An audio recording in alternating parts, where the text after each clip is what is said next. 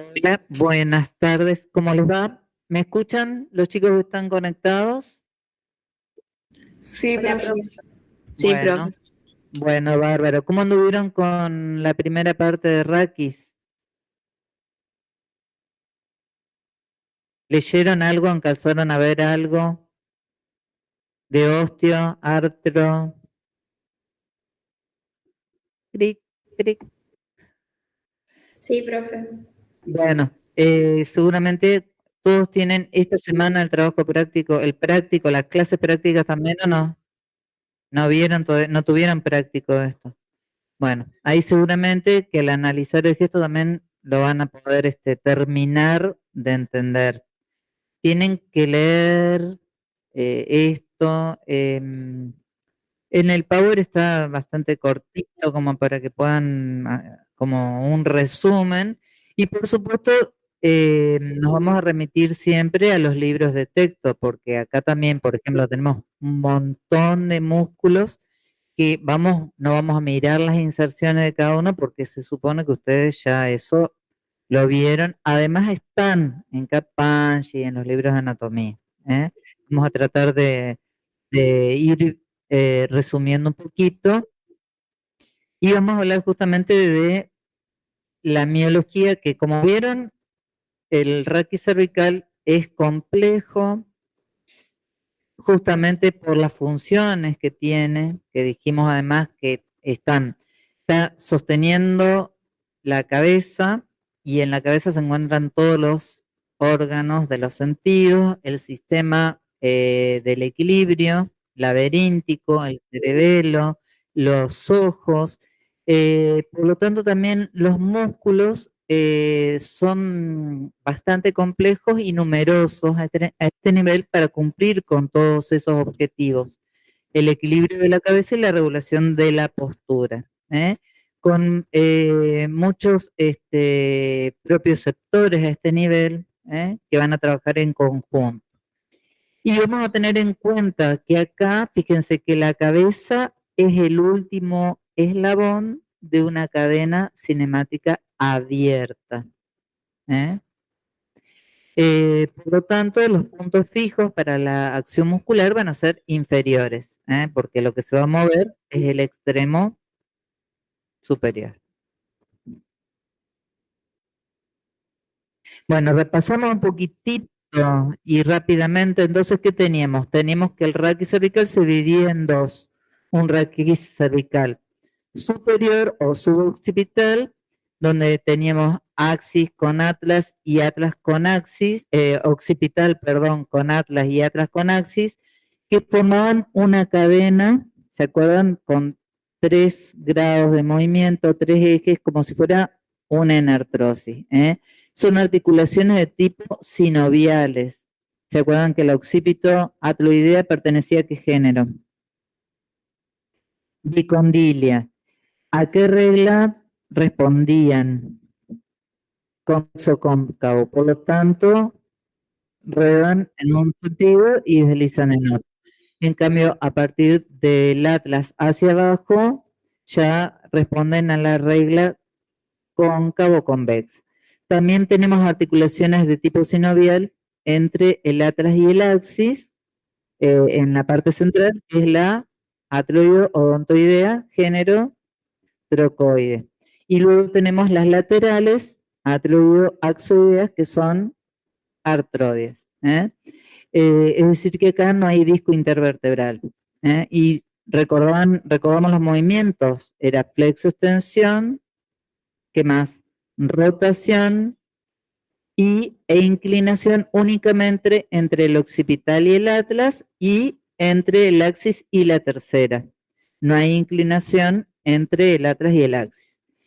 Luego tenemos el raquis, eso a grandes rasgos, ¿no? Luego tenemos, y bueno, recordamos que entre el occipital y el atlas jugaban los ligamentos un importante papel, que al producir la rotación también producía una inclinación heterolateral, o sea, una inclinación, pequeña inclinación hacia el lado opuesto. Luego el raquis cervical inferior, que es lo que tenemos que mirar recuerden acá en un perfil, es la inclinación de las carillas articulares que son oblicuas, ¿eh? Y que están ubicadas más lateralmente que el cuerpo y que nos va a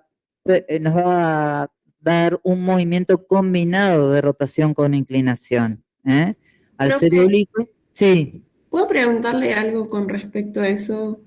sí, En el raquis cervical inferior, las sí. carillas de la vértebra, ponerle la C4 o la C3, son oblicuas y a medida que desciende, o sea, la C6 o la C7 serían más verticales. Serían más verticales porque entonces, o sea, llegarían, en la parte superior hay más rotación, ¿eh? Y luego se va combinando, se van Y en esa inclinando. parte superior hay extensión o es en la parte inferior, porque eso no entiendo. Cuando en los movimientos combinados, ¿cuándo se produce la extensión? En los movimientos combinados, si yo tengo una vértebra que está por arriba, que hace ese movimiento de inclinación, automáticamente existe una ligera extensión también. Y así sucesivamente en cada nivel desde abajo hacia arriba. Lo que pasa que en el raquis cervical inferior se compensa la extensión con la flexión, porque el raquis cervical inferior puede hacer ese movimiento de manera pura. Lo que no puede hacer de manera pura ni es la rotación ni la inclinación, que esos son movimientos que siempre los hace de manera combinada. No sé si Ok. se Sí, entendió. sí, sí, pero yo lo que no entendía era en qué parte se acentuaba más ese movimiento de extensión, si en la parte inferior a nivel de C6 o C7 o a nivel superior ponerle al nivel de C4 o C3. Y todo depende del movimiento que uno quiere hacer, porque ese movimiento uno lo puede controlar voluntariamente, la flexoextensión, de acuerdo a las necesidades. Eso se va corrigiendo, o sea, automáticamente, pero lo puede hacer el raquis por sí mismo. Es un movimiento para el cual está preparado. Acordémonos que también tenemos estas articulaciones a nivel de los cuerpos que eran las articulaciones de los uncus vertebrales que facilitan el movimiento de flexoextensión, lo conducen al movimiento de flexoextensión. ¿Vamos? Esas son otras articulaciones que tenemos.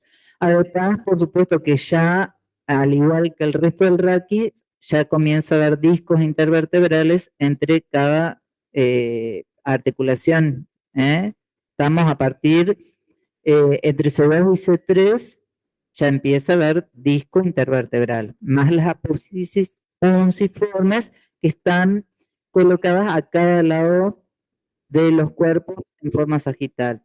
¿Está? ¿Se Eso entiende? quería, profe, ¿Sí? en las apófisis unciforme, ¿cómo sería el movimiento Eh, para la flexoextensión? Miren, las apófisis unciforme son apófisis que se articulan a través de artrodias.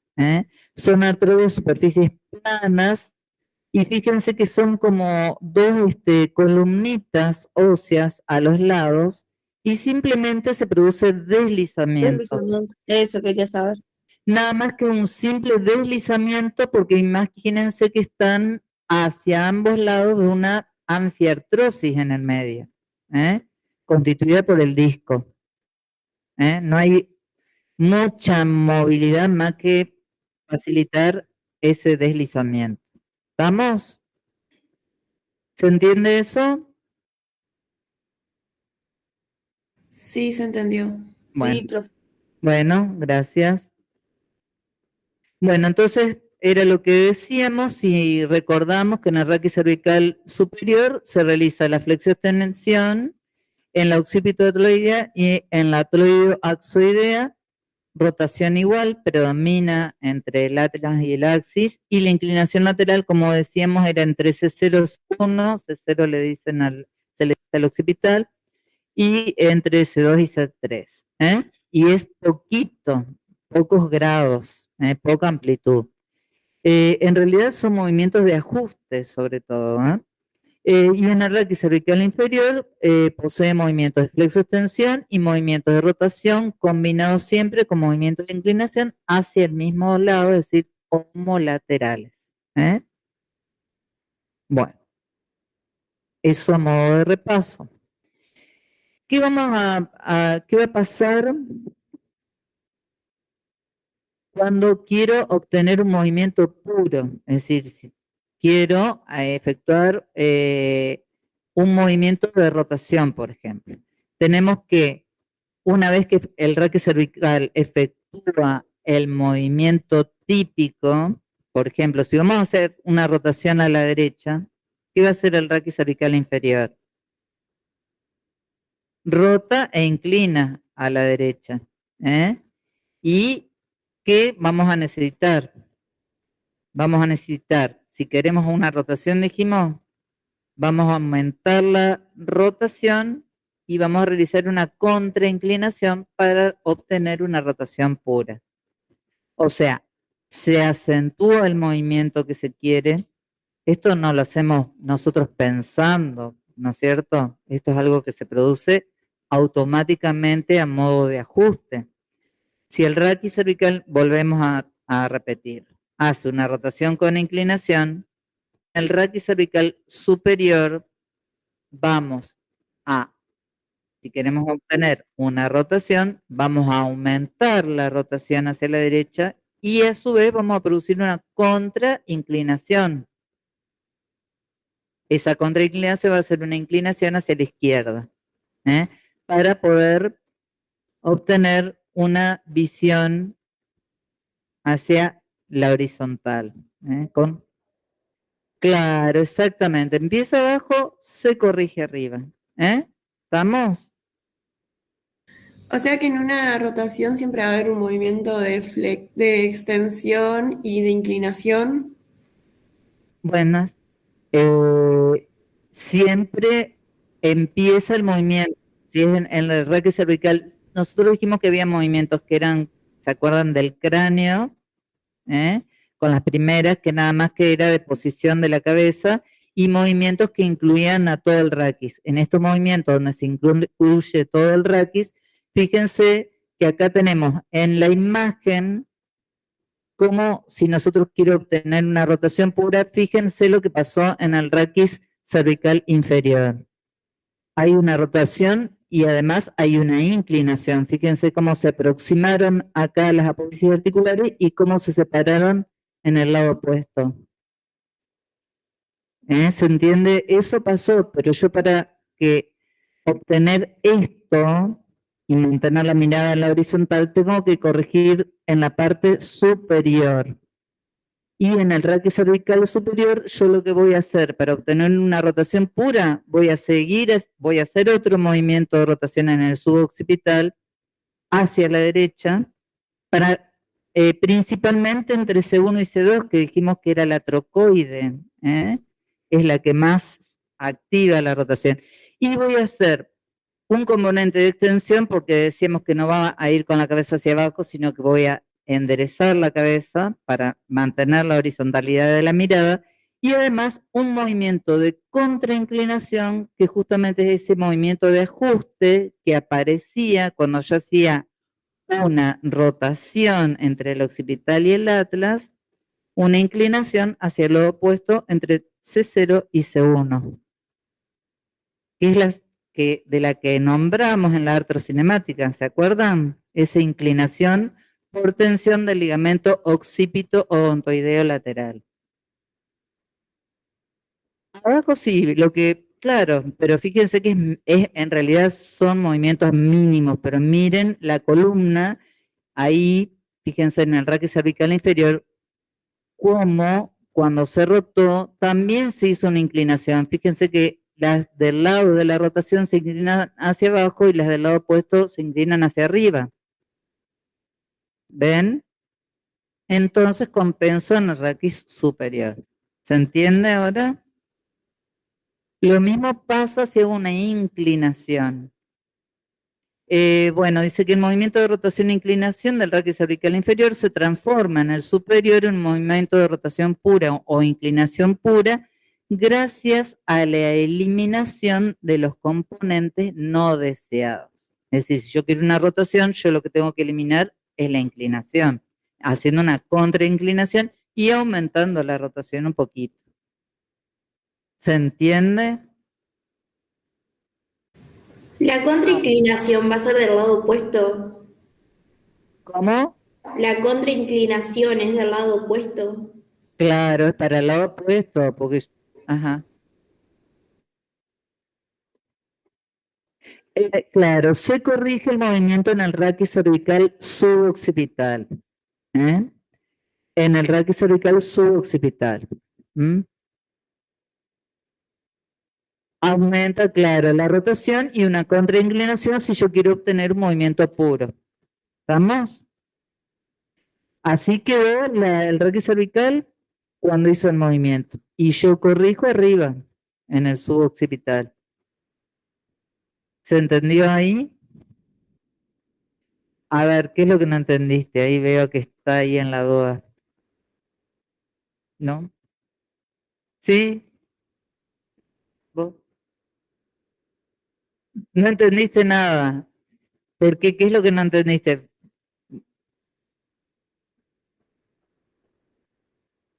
Ajá. No, se corrige abajo, no, nada. Cuando uno hace una rotación del raquis cervical, dijimos que había dos segmentos que eran diferentes. El raquis cervical inferior, ¿miraste un poquito de lo que se dio en la clase anterior? Bueno, eso es lo que pasa, que entonces en el raquis cervical inferior se produce un movimiento combinado de rotación con inclinación, siempre es el mismo lado. Siempre rotación e inclinación, es un movimiento mixto. Pero si yo quiero obtener un movimiento puro, lo voy a compensar en el raquis superior o suboccipital. Mediante esas articulaciones artrodias, de tipo diartrosis, perdón, como por ejemplo la rotación predominante entre C1 y C2, y en este caso hacer una contrainclinación que ya se da en el movimiento de rotación por tensión de los ligamentos, que hace la inclinación hacia el lado opuesto, al rotar. Si vos lo lees al otro, por ahí lo vas a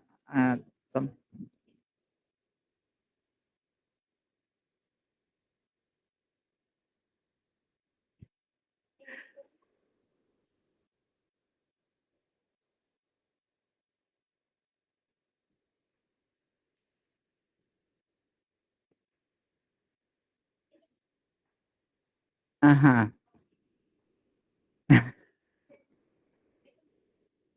La extensión, porque fíjate que cuando va inclinando, va deslizando hacia abajo de este lado, y dijimos que, claro, siempre, pero después eso se corrige en el mismo raquis cervical inferior, no se va hacia la extensión, sino que con una flexión que la puede hacer sin vicio, digamos, o sea, como un movimiento puro. En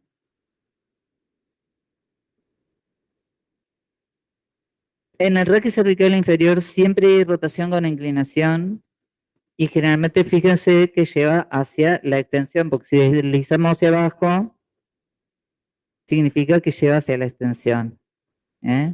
Se corrige arriba, se corrige arriba y depende de la posición, la cabeza, cómo la voy a orientar, cómo necesito orientar la mirada, además. ¿Estamos? Bueno, eso en cuanto si quiero una rotación pura. Ahora, vamos a ver. Si lo mismo pasa con la inclinación, si yo quiero obtener una inclinación pura a la derecha, ¿qué pasó en el raquis cervical inferior? Lo mismo, fíjense, pasó una inclinación, pero fíjense que también hubo una rotación, fíjense cómo están las apófisis espinosas, hubo una rotación. Entonces también se compensa en el raquis cervical superior que lo que va a hacer es inclinar a la derecha y va a rotar hacia el lado opuesto para producir una inclinación pura. Es lo mismo. Son movimientos de ajuste donde intervienen la artrocinemática y los músculos también, que ahora vamos a ver que tienen su importancia, que son los músculos suboccipitales, que ahora ya vamos a ver, que también intervienen para ajustar ese movimiento. Estamos viendo lo que no se ve, chicos, acá, la artrocinemática y todos estos movimientos pequeños que se producen dentro de la articulación, ¿sí? Lo importante es que comprendan esto como ven que al tratar de hacer una inclinación, igual va acompañada de una rotación en el raquis cervical inferior y lo compensamos en el raquis cervical suboccipital. Sí, sí, sí, exacto. Siempre es hacia el mismo lado. Rotación, inclinación hacia el mismo lado. Rotación, inclinación hacia el mismo lado. Y arriba diferente, claro. Arriba no. Arriba es diferente. Abajo siempre rotación con inclinación hacia el mismo lado y arriba se compensa y se hace la rotación hacia el lado opuesto. ¿Estamos? Profe, Sí. ¿eso tiene que ver con lo de la regla convexa cóncava, tipo que la parte superior va para el otro lado? Acá son deslizamientos, acuérdense que hablamos de principalmente anfiartrosis en el medio y artrodias. En la parte superior, eso de los movimientos de rodar y deslizar tenían que ver solamente con el occipital, con el atlas, nada más. Lo demás, acá es todo igual, desliza y rueda en el mismo sentido, igual que en el resto de la columna, como estuvimos viendo. La regla para el resto de la columna hasta el sacro con el coxis es cóncavo convexo. ¿Estamos? Rodar y deslizar en el mismo sentido. Todas las articulaciones, cuanto más cerradas sean, van a deslizar más que rodar. Esa es por regla también. ¿Se entiende? Bueno, ahí es también variable. Ahí vamos a tomar en cuenta también un poco, depende del movimiento que se realice. Sí, sí, sí, sí. Ahí hay que ver el movimiento que se realice. Y eso lo van a analizar cuando vean gestos. ¿Estamos? Bueno, vamos a seguir. ¿Hasta acá va bien entonces? Bueno. Profe, entonces el raquis cervical superior va a inclinar siempre para el lado contrario, el que yo, tipo, se acentúa del lado contrario de mi movimiento. Y bueno, todo depende del movimiento. Acá estamos hablando de llegar a un movimiento puro, de llegar a un movimiento puro. Todo depende del gesto. Acá estamos hablando de movimientos puros, ¿sí? De llegar a una rotación o a una inclinación pura. Claro, es el ROM máximo. Después hay pequeños movimientos de ajuste también y que no llegan a producir todo el movimiento, solamente una parte. Depende de lo que se esté buscando, ¿no es cierto? En general, esto es hablar de generalidades de cómo se mueven estas articulaciones que son muy diferentes al resto, ¿vieron? Al resto de la columna.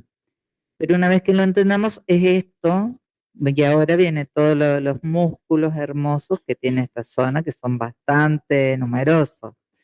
Así que bueno, hasta acá, ¿se entiende?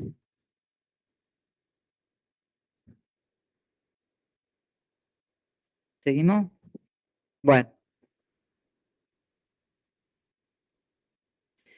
Bueno. Vieron que anatómicamente todas estas conversaciones se llevan a cabo en el raquis suboccipital, también gracias a la intervención de esos pequeños musculitos que encontramos en la parte posterior y profunda de la nuca, que son músculos cortos, que se llaman músculos nonios, que van a compensar movimientos no deseados, van a acentuar el deseado y van a compensar el no deseado, y que se los llama nonios por analogía a lo que eran motores de cohetes que se usaban para ajustar con precisión la velocidad o trayectoria de una nave espacial. O sea, en comparación, se los llama nonios porque lo que hacen es ajustar de manera precisa el movimiento. Son pequeños movimientos de ajuste, pequeños movimientos de ajuste. Son músculos cortitos y profundos, estos músculos llamados nonios.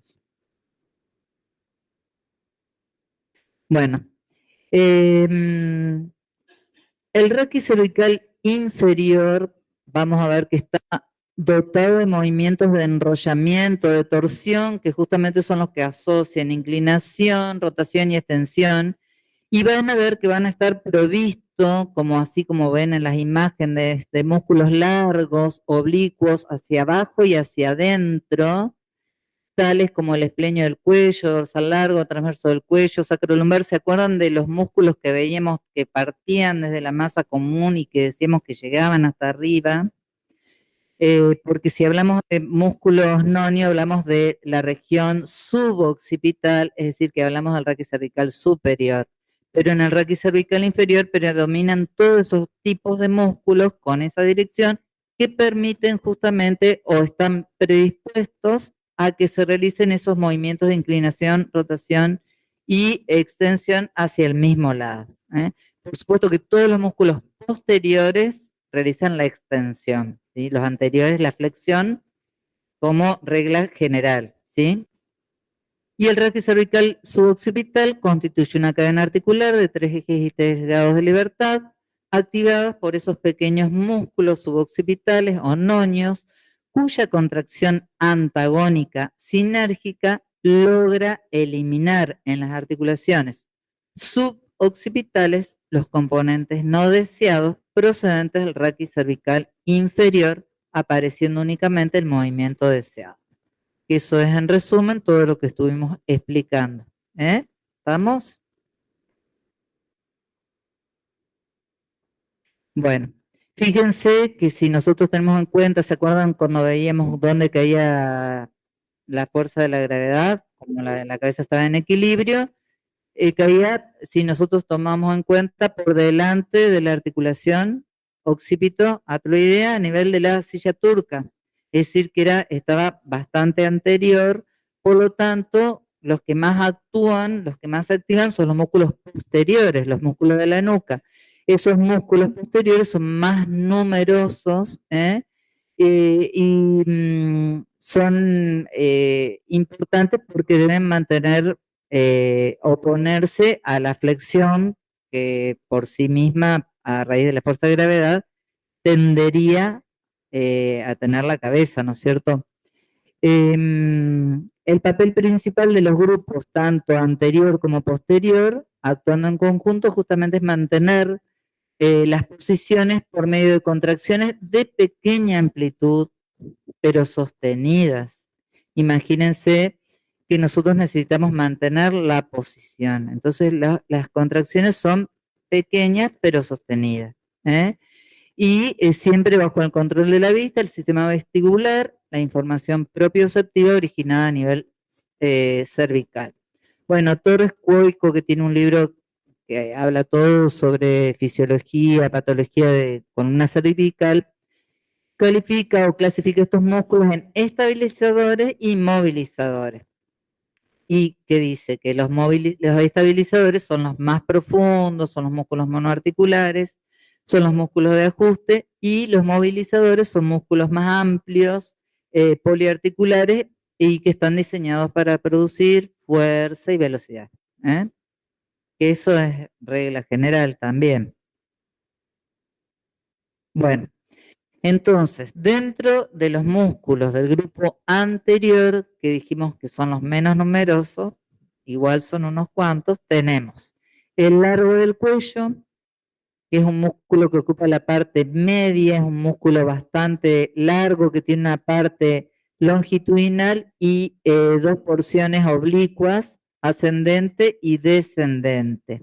Luego tenemos el recto anterior mayor o largo de la cabeza también, que se lo llama, porque acuérdense que teníamos recto anterior mayor y menor, y ahora tenemos el largo de la cabeza, que era el antiguo recto anterior mayor, y el recto de la cabeza, el recto anterior de la cabeza, que era el recto menor, porque tenemos rectos posteriores. Entonces tenemos acá, que es mucho más cortito, el recto anterior. y más lateralmente el recto lateral. Eso todo en la parte lateral. Más amplios y ubicados en la zona profunda y lateral tenemos los escalenos. El escaleno anterior, medio y posterior. Con músculos que encontramos ahí, hacíamos la hora, lo vamos a ir viendo. Y también otros músculos pequeños que son los músculos intertransversos, que tenemos ahí, que vemos que cuando si se contraen los intertransversos de un solo lado, lo que van a producir es la inclinación lateral. Y todos estos músculos realizan la flexión del raquis. Además, entre otras acciones. Acá vamos a ver el largo del cuello, que es un músculo muy importante y importante saber que no se extiende desde el occipital, sino que se extiende desde el atlas del arco anterior hasta la tercera vértebra dorsal. Bueno, y ahí tenemos las tres porciones que nombramos hoy también. Y lo importante es que cuando se contraen los dos, lo que producen es un enderezamiento de la lordosis y una flexión del cuello. Pero no produce flexión de la cabeza. ¿Por qué? Porque no llega hasta el occipital. Eso también es importante. Es un importante rectificador de la lordosis, endereza la lordosis y flexiona el cuello. Y cuando se contrae unilateralmente, determina flexión con una inclinación hacia el mismo lado de su contracción.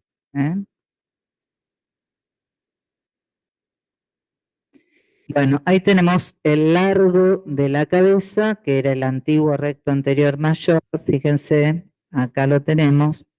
Este músculo está más próximo a la línea media y él sí se inserta en la apófisis basilar del occipital. Viene desde arriba y va hacia las transversas de la tercera, cuarta, quinta y sexta vértebras cervicales. Es motor del raquis cervical superior también y de parte del raquis cervical inferior. Y cuando se contrae bilateralmente, ¿qué va a producir? Produce la flexión también y acompaña al recto, al largo del cuello, enderezando la lordosis. Cuando se contrae unilateralmente, produce lo mismo que el largo del cuello, la flexión con inclinación lateral.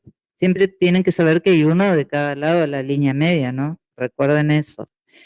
El recto anterior menor o el recto anterior, fíjense que es un músculo que es cortito, también va de la apófisis basilar, del occipital, y va hasta el tubérculo anterior de la apófisis transversal del atlas y masa lateral.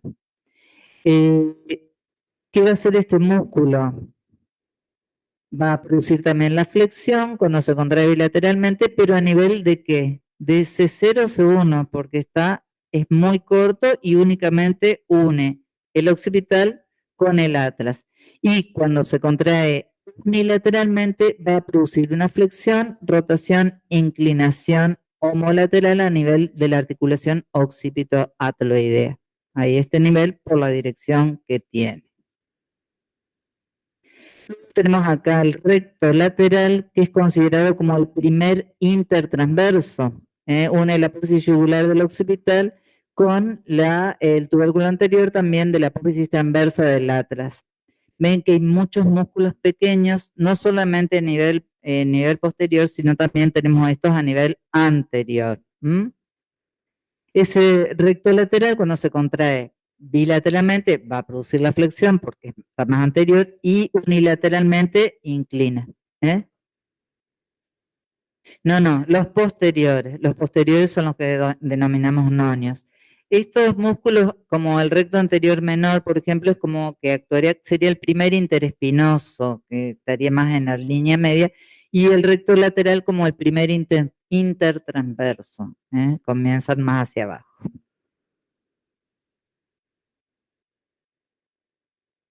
Bueno, ahí tienen una imagen anterior donde pueden ver todos los músculos. Ven, ahí está el recto lateral.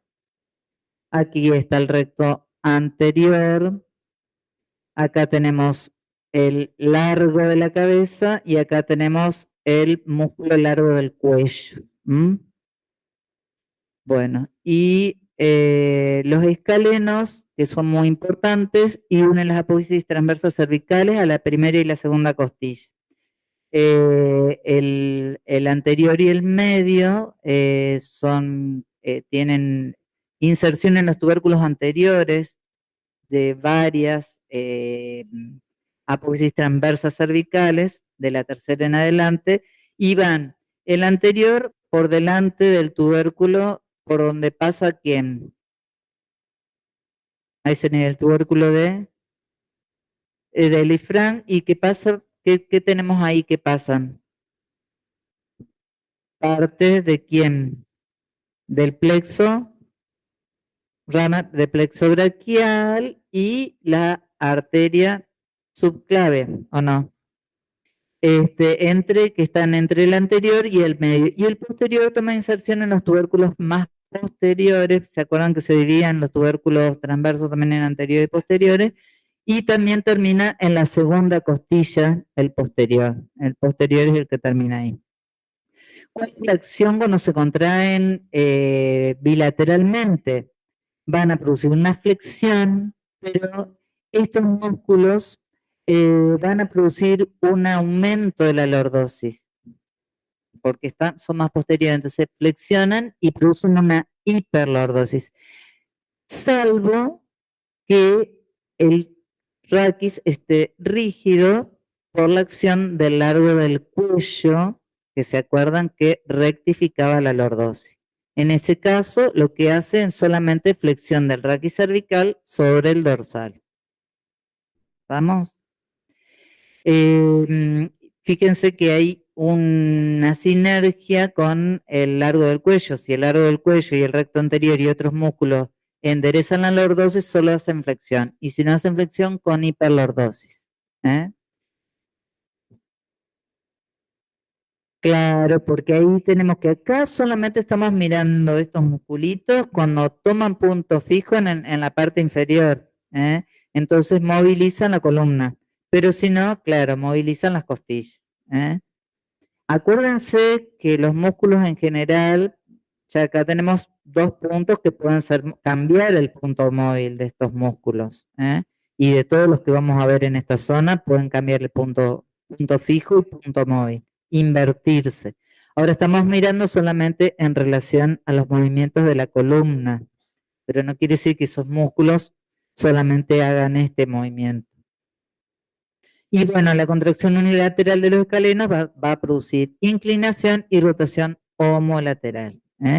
Movilización al raquis cervical inferior. Bueno, acá fíjense cómo tenemos entre el escaleno anterior y el escaleno medio el plexo y la arteria. Y vena también.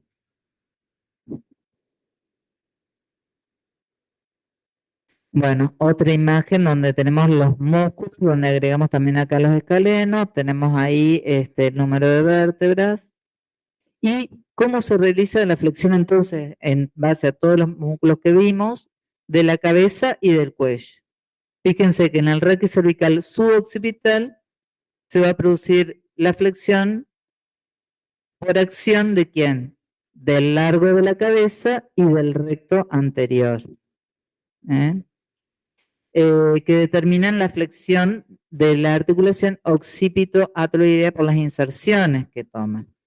Y el largo del cuello y el largo de la cabeza, que llegaba hasta, ¿se acuerdan que llegaba hasta C6, el largo de la cabeza?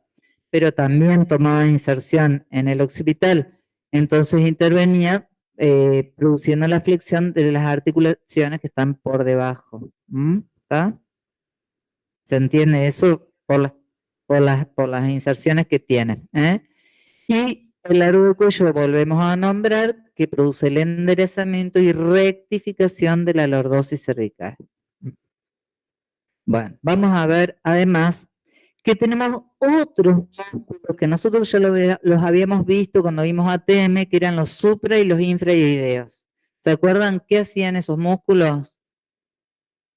en la mandíbula, elevaban y descendían, ¿qué?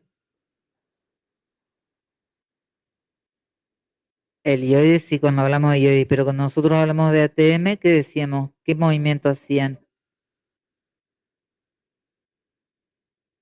¿Quiénes cerraban? ¿Quién producía el cierre de la boca?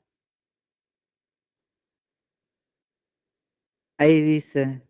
El temporal y el macetero. Y la apertura, el pterigoideo lateral y los sinergistas eran los supra e infraoideos para la apertura, ¿o no? ¿Eh? Claro, fijaban el ioide y ayudaban al descenso, porque también toman inserciones en el maxilar, otros toman inserciones en la mastoides, entonces ayudaban al descenso. Pero estos músculos que están a distancia, si nosotros vemos en la imagen, están a distancia, pero por delante también del raquis cervical, cuando el maxilar queda en oclusión, queda cerrado y por la contracción del maceterio y del temporal, estos músculos pueden actuar a nivel del raquis cervical. Al no descender la mandíbula y al tener la mandíbula fija, lo que hacen es producir la flexión del raquis cervical sobre el raquis dorsal. Y también producen un enderezamiento de la lordosis cervical. Entonces son, por lo tanto, digamos, sinergistas del largo del cuello. Y desempeñan, igual que el largo del cuello, un papel importante en la estática. Otro músculo que interviene como flexor es el platismo cutáneo del cuello, que tenía inserciones anteriores, que también lo vimos cuando vimos músculos de la cara, músculos cutáneos, y también ayuda en la flexión. Bueno, así que no eran esos poquitos, sino que había otros más, ¿vieron? Es que es una zona que está muy rodeada de músculos. Bueno, miren los músculos de la nuca.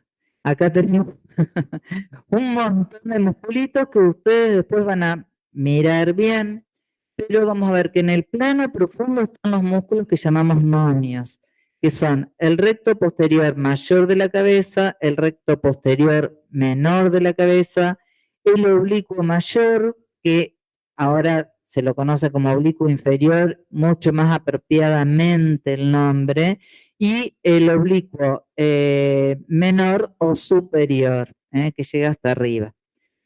Acá a nivel profundo del raquis también tenemos la porción cervical del transverso espinoso, que se acuerdan que venían de dónde, de la masa común, y llega hasta aproximadamente C3, C4, pero está en un plano profundo, porque era un músculo profundo. Y también los interespinosos, eso es en el plano profundo. Luego tenemos un segundo plano, que es el plano de los complexos, el complexo mayor, el complexo menor, que los tenemos acá en imagen, el transverso del cuello de la nuca, y también se acuerdan que el dorsal largo y el ilio costal o sacrolumbar venían también de la masa común, ocupan parte del segundo plano y llegan hasta la nuca. Luego un tercer plano, que es el plano del esplenio, que a su vez se divide en esplenio de la cabeza y esplenio del cuello, y el angular del omóplato o elevador, también llamado de la escápula. Y el último plano, que va a estar dado por el trapecio y por una porción del econ también, que va a formar parte de la región posterior. O sea, todos esos musculitos van a estar ahí, imagínense, en esa zona. Algunos ya los conocen y otros no, que vienen, o sea, los conocen sí de anatomía, supongo. Bueno,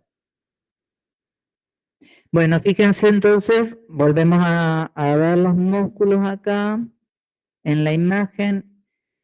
Fíjense el oblicuo inferior, el oblicuo superior, el recto mayor y el recto menor. De cada lado, el otro par.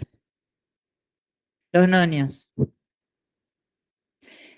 Menos, bueno, la porción cervical del transverso espinoso y los interespinosos No, esos vienen de abajo, pero forman parte del plano profundo. Bueno, acá tenemos otra imagen. Fíjense que también acá las vemos de perfil y fíjense la orientación que toma. Por ejemplo, este músculo oblicuo superior de la cabeza que va desde el atlas al occipital, al contraerse, es el único de ellos que va a producir rotación hacia el lado opuesto a su contracción. Lleva, acuérdense que el punto fijo era inferior, se contrae acá y hace que la cabeza gire hacia el lado opuesto.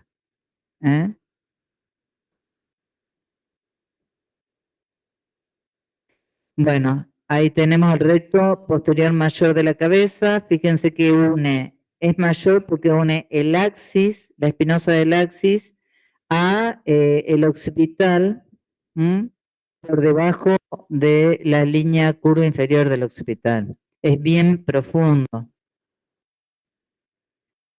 El recto posterior menor une el atlas al occipital. Es más corto y más profundo que el anterior todavía porque el atlas no tiene apófisis espinosa, o sea que tiene que ir mucho más adentro y profundamente. Luego tenemos el oblicuo mayor, fíjense que une el occipital al atlas,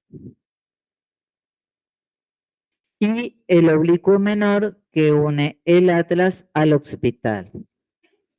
Lo voy a pasar para que ustedes repasen luego las inserciones. Tienen las imágenes como para poder agregar.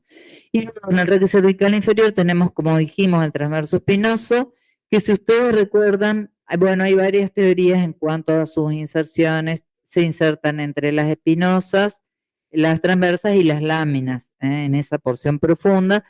Lo importante es la dirección que tienen las fibras, que es oblicua hacia abajo, hacia afuera. Y eso hace que, por supuesto, como son músculos posteriores que hacen, todos los posteriores hacen extensión cuando se contraen bilateralmente. Pero el transverso espinoso, nosotros ya sabíamos qué movimiento hacía a nivel del raquis cuando vimos su acción. ¿Rotación en qué sentido? En sentido contrario. ¿Se acuerdan que eso veíamos que hacía inclinación hacia el mismo lado, pero la rotación era hacia el lado opuesto, igual que a nivel de todo el raquis? Este músculo tiene, en esta contracción asimétrica, o sea, de un solo lado, cuando se contrae unilateralmente, es sinergista del ECOM. Mientras que el transverso espinoso va actuando por segmentos, el ECOM lo hace teniendo un gran brazo de la palanca y alejado de la columna, mientras este actúa en cada tramo de la columna por sus inserciones. Bueno, fíjense que los interespinosos se encuentran por pares a partir de C3 hasta D1 o T1, se encuentran entre las apófisis espinosas, y los músculos rectos posteriores mayor y menor son equivalentes a los interespinosos, que era lo que nombramos hoy. Bueno, acción de los músculos suboccipitales, y tenemos el oblicuo inferior. El oblicuo inferior les decía que unía el axis a las apófisis transversas del atlas, y que al contraerse lo que van a producir es una extensión del atlas, lo llevan hacia atrás, pero a la vez también producen un retroceso del atlas. Se contrae y produce un acercamiento, y el axis es propulsado hacia adelante por reacción del atlas hacia atrás, como si fueran las cuerdas de un arco. Y eso lo que hace es descargar un poco el ligamento transverso para que no quede tan tenso, y de esa manera le impide la luxación de la apófisis transversa, de la apófisis odontoides, perdón. Entonces produce una extensión del atlas sobre el axis y un retroceso también del axis sobre el atlas. ¿Estamos? Bueno, estos músculos nonios que vimos, estos 4 músculos, lo que producen es la extensión de ¿quién? De la cabeza sobre el raquis. Y cuando se contraen unilateralmente, lo que van a producir es la inclinación del raquis hacia el lado de su contracción. ¿Están muy aburridos? Bueno, y acá lo que vimos hoy, que en cuanto a la rotación, el único que hace rotación heterolateral es el oblicuo superior o menor, que se contraía y giraba la cabeza hacia el lado opuesto. A su vez, por supuesto, producen la extensión.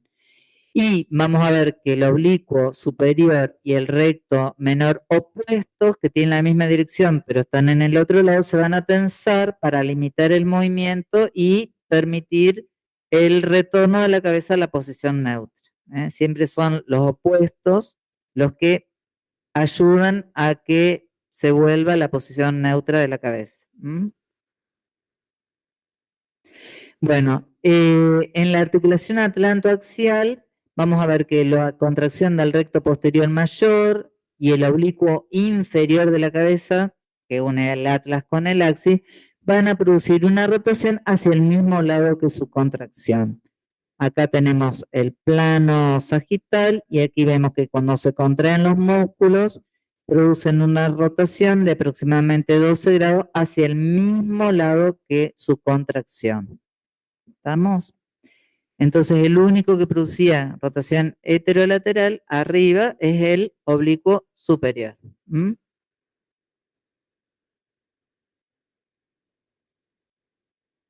Bueno, el segundo plan, pasamos al segundo plan. ¿Estamos esto más o menos? ¿Quieren un descansito? ¿O es muy temprano todavía? Bueno, un descansito.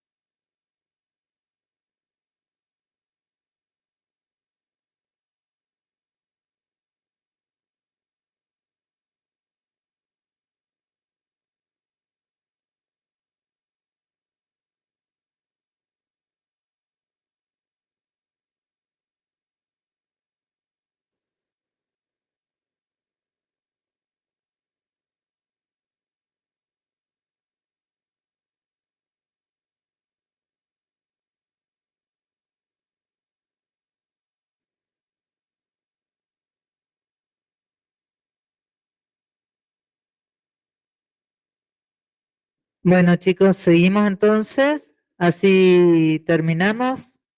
Vamos a entonces los músculos de la nuca, pasamos por el plano más profundo y seguimos por el segundo plano, que es el músculo donde encontramos los músculos complexo mayor, que también lo van a conocer como semiespinoso, que está justamente situado bien ahí por fuera de la línea media, acá la ven, y fíjense que toma inserción donde en el occipital, línea curva inferior del occipital, ¿eh?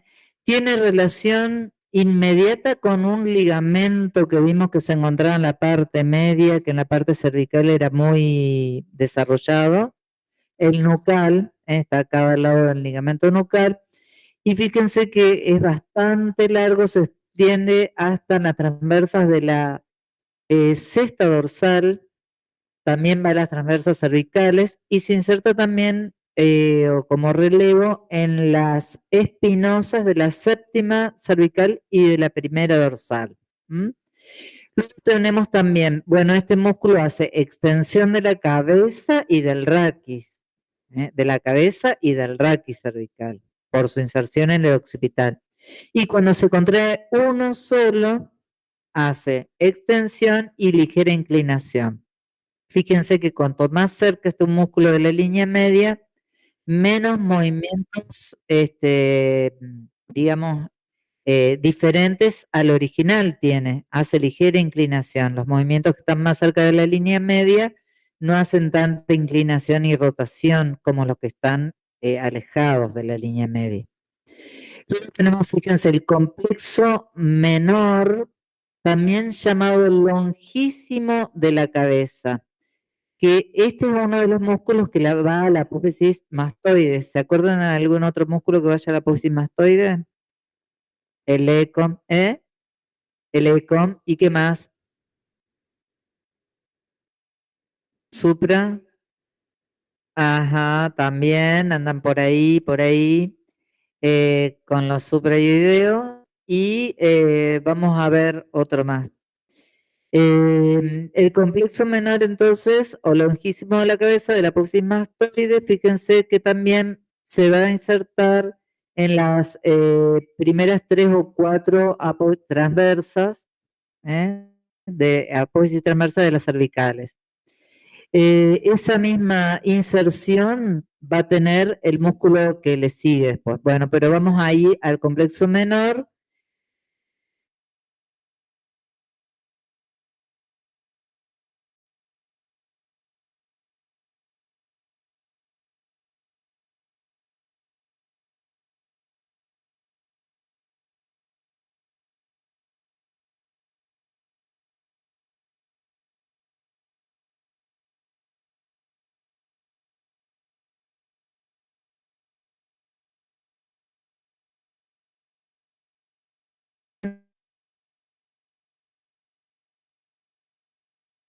Que era de los que nombramos, que tiene la dirección de los músculos que siguen ese movimiento propio del raquis cervical inferior, el complexo menor. Luego tenemos el transverso espinoso, que toma inserción en las 5 últimas transversas cervicales y 5 primeras dorsales, y lo que hace es extender la cabeza, y cuando se contrae unilateralmente lo asocia a una inclinación y rotación homolateral también. Luego tenemos en este mismo plano el dorsal largo o longísimo del tórax, que se confunde con el sacro lumbar, y tiene la misma acción de extensión, y también cuando se contraen unilateralmente inclinaban hacia el lado de su contracción. Bueno, ahí tenemos una imagen, fíjense, de los músculos del segundo plano. Acá tenemos el complexo menor, acá tenemos el transverso o longísimo del cuello, y acá tenemos el dorsal largo o longísimo del tórax. Vieron que lo van a encontrar con diferente nombre los músculos, por eso que les puse los nombres con los que más frecuencia los van a encontrar y que son distintos a los que conocíamos antiguamente. Bueno, los músculos del tercer plano. Acá tenemos el esplenio, que tenemos una porción cefálica y una porción cervical y el angular del escápulo o del omóplato. Fíjense que el esplenio va a descender también hasta la región dorsal y toma inserción en las apófisis espinosas. ¿Se acuerdan que los otros tomaban en las apófisis transversa?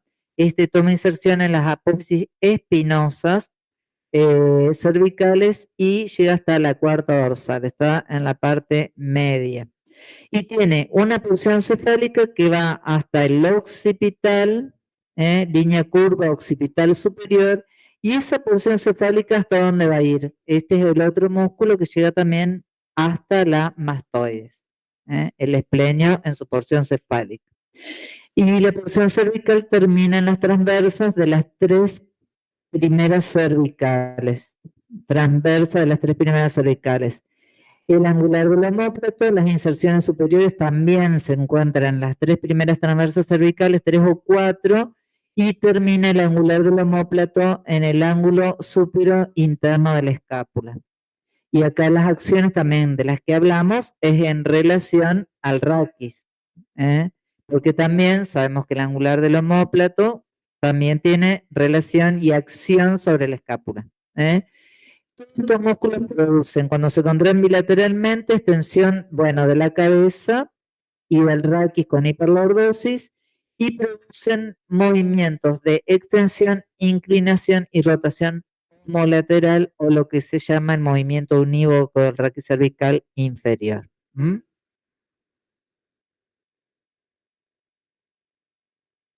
Bueno, aquí tenemos imágenes del esplenio de la cabeza y del esplenio cervical. Ahí también, para que puedan diferenciarlo con el angular.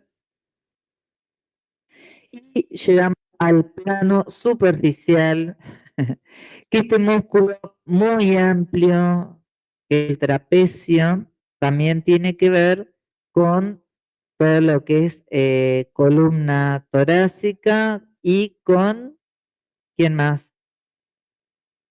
Con el miembro superior, porque las inserciones ¿desde dónde iban del trapecio? A ver si se acuerdan. Ajá.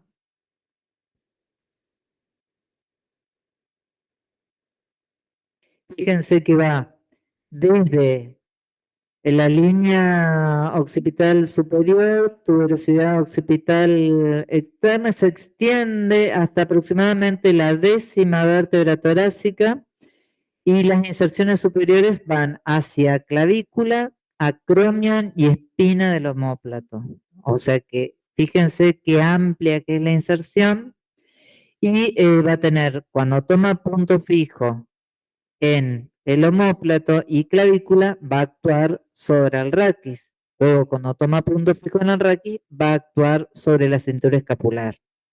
¿De acuerdo? Acá vamos a hablar del movimiento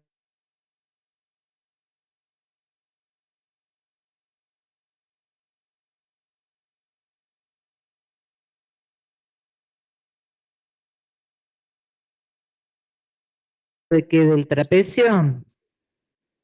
Claro.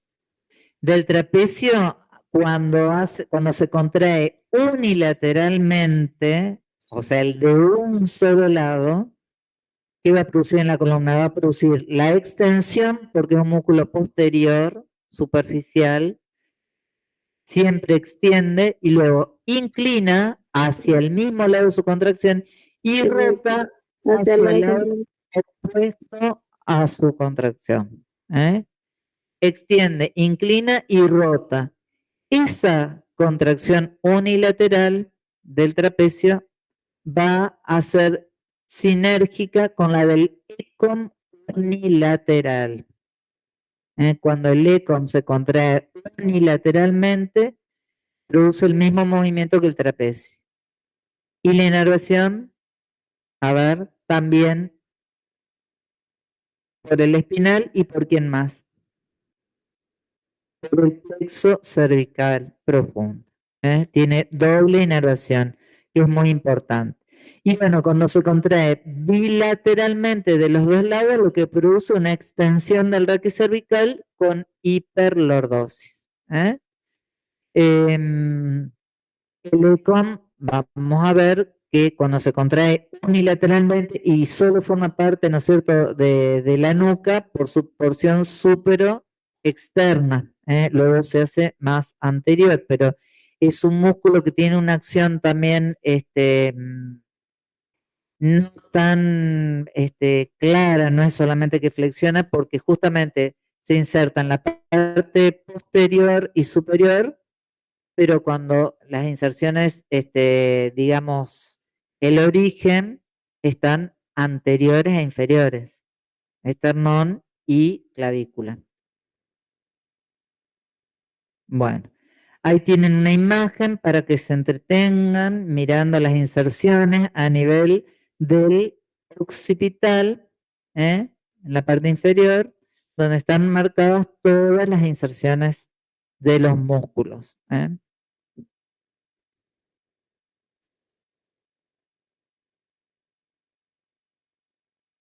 Bilateralmente no lo dijimos todavía. Estamos hablando del trapecio. Únicamente hablamos de la acción unilateral, que es la misma que la del trapecio. Fíjense, acá tenemos al trapecio.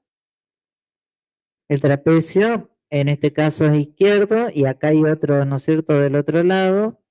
Y acá tenemos el ECOM. Fíjense la dirección que tiene desde la apófisis mastoides y línea curva occipital hasta el esternón y la clavícula. O sea que tiene una dirección muy distinta. Fíjense que la imagen inferior muestra la acción unilateral de esos músculos. Cuando yo extiendo, inclino hacia el mismo lado y roto hacia el lado opuesto. ¿Vamos? Ahora vamos a hablar de la acción, ya vamos a hablar de la acción del ECOM bilateral.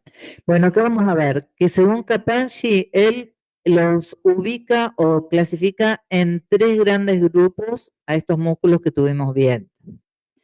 En el primer grupo habla de los músculos que tienen dirección oblicua, hacia abajo y hacia atrás, y que son el espleño del cuello, el transverso del cuello, longísimo del cuello y la porción cervical del iliocostal y el angular del omóplato, que son todos los músculos que tenían la dirección que producía el movimiento común del raquis cervical inferior, que es la extensión con rotación e inclinación o lateral.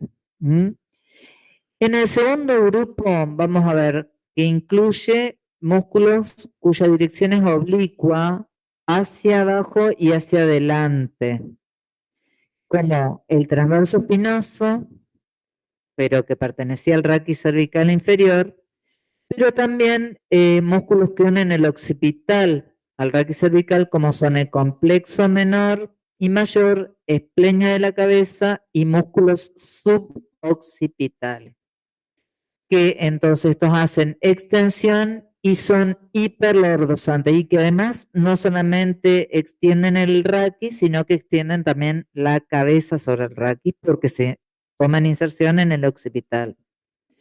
Y por último, un tercer grupo, que son los músculos que pasan a manera de puente sobre el raquis, que unen el occipital y mastoides, como son el trapecio y el ECOM, que actúan a distancia del raquis, y cuya contracción, bueno, Capaggi dice que produce flexión del raquis cervical sobre el dorsal. ¿Por qué? Porque lo antepone, y eso le llama flexión, y luego produce una hiperlordosis y extiende la cabeza.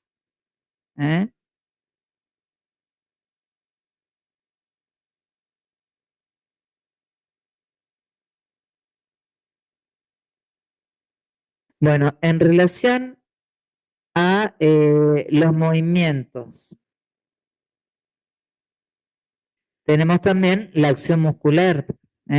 Si nosotros necesitamos una rotación de la cabeza hacia la derecha, ¿qué músculos van a corregir o van a actuar a nivel del raquis cervical superior agregándole una rotación adicional hacia la derecha. Vamos a tener el oblicuo inferior, el recto posterior mayor del lado derecho y el oblicuo superior y izquierdo, que era el que rotaba heterolateralmente. Y son a la vez todos extensores, por lo que simultáneamente le suman la extensión. Y la contrainclinación hacia la izquierda se obtiene por los músculos del lado izquierdo, oblicuo superior, recto lateral izquierdo y recto anterior izquierdo, que producían al contraerse unilateralmente la inclinación del lado contrario. Bueno, lo mismo durante durante la inclinación pura, y si hacemos la contrarrotación hacia la izquierda, van a actuar los músculos justamente que hacen la rotación hacia la derecha. Es decir, el oblicuo inferior, recto posterior mayor y menor del lado izquierdo, y la inclinación adicional hacia la derecha, músculos rectos posteriores mayor menor del lado derecho y oblicuo superior derecho. O sea, siempre los del lado derecho para compensar y los del lado izquierdo para rotar. Y por último, el componente de extensión se corrige los del raquis cervical en el raquis mismo inferior, como son el recto anterior y el recto lateral del lado derecho, que también son flexores. Es decir, que el raquis cervical inferior va a rotar e inclinar hacia la derecha, además de extenderse, y el raquis cervical superior también va a inclinar hacia la derecha, pero la acción de los nonios, músculos de ajuste, y la tensión del ligamento occipito-odontoideo lateral izquierdo va a rotar la cabeza hacia la izquierda, que es ahora juntamos la artro con la mio y obtenemos el movimiento puro. A analizar y a ver la acción muscular ahora, porque nada más que eso lo que le falta agregar, esto que vimos hoy, a lo anterior. Bueno, acá tenemos las porciones del esternocleidomastoideo, que son una porción cleidomastoidea, cleido-occipital, esterno-occipital y esterno-mastoidea. Fíjense cómo tiene una forma oblicua, desde la parte superoexterna hacia la parte inferointerna. Cuando se contrae unilateralmente es sinergista del trapecio, que es lo que hablamos. Estamos cuando se contraen los dos unilateralmente, que producían extensión, inclinación y rotación heterolateral. Pero cuando se contrae bilateralmente, el ECOM va a depender de la acción de los músculos anteriores del raquis. ¿Se acuerdan qué hacían los músculos del largo del cuello, los suprainfraespinosos a nivel del cuello? Con la lordosis. Rectificaban la lordosis. Entonces, si están actuando rectificando la lordosis, esos músculos anteriores, lo que hace el ECOM justamente es lo que está en la segunda imagen. ¿Qué es lo que está haciendo acá?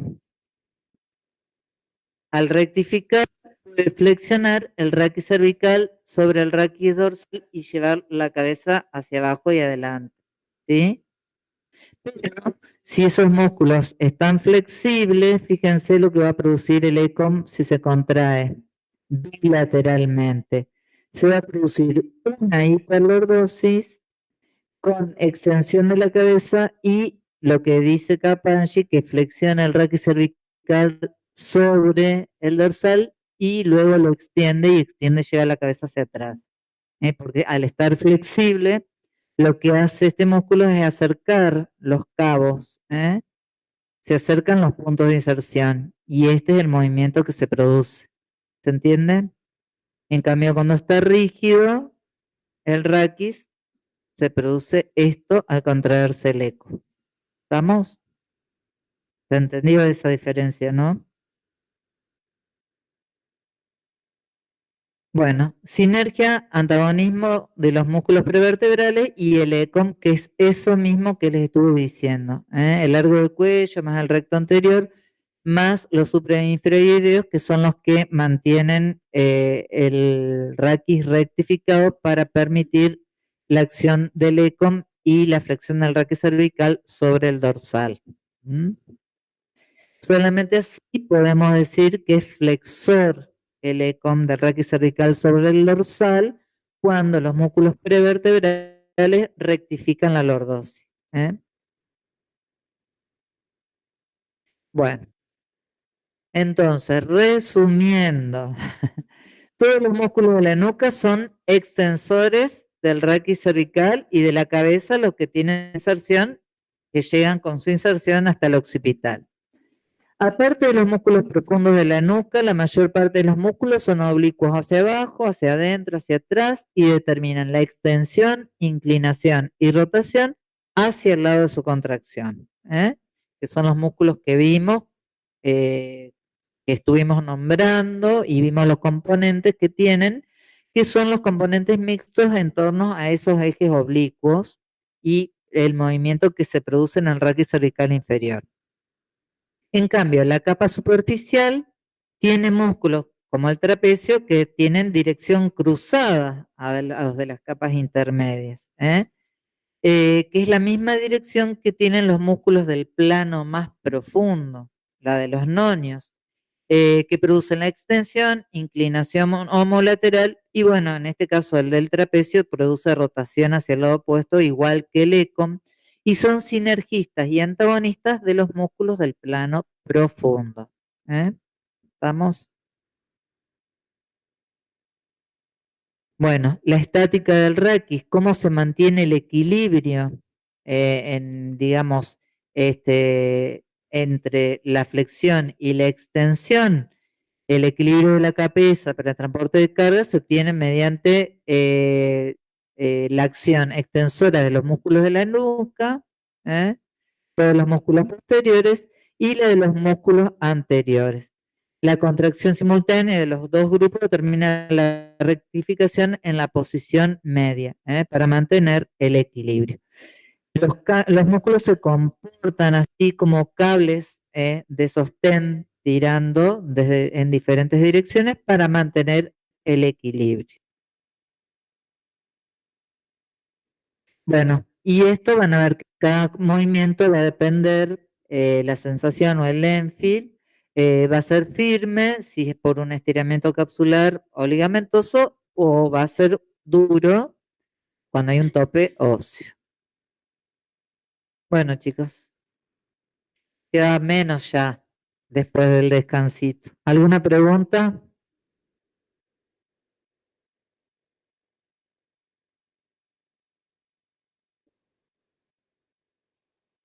Y ahí ya sería del occipital sobre el atlas. Acordate que el atlas va con el axis.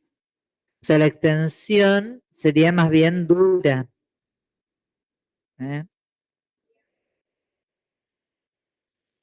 Y fíjense que después, cuando van acercándose como en todo el resto de la columna, las apófisis espinosas actúan como tope. Pasa lo mismo que en todos los segmentos.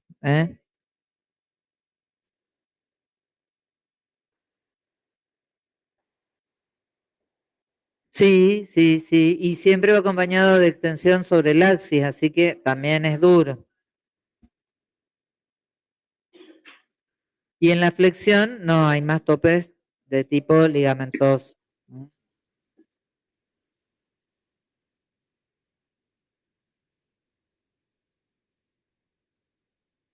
Profe, Ay, acá hay guía como en los otros porque en el anterior no había, perdón. en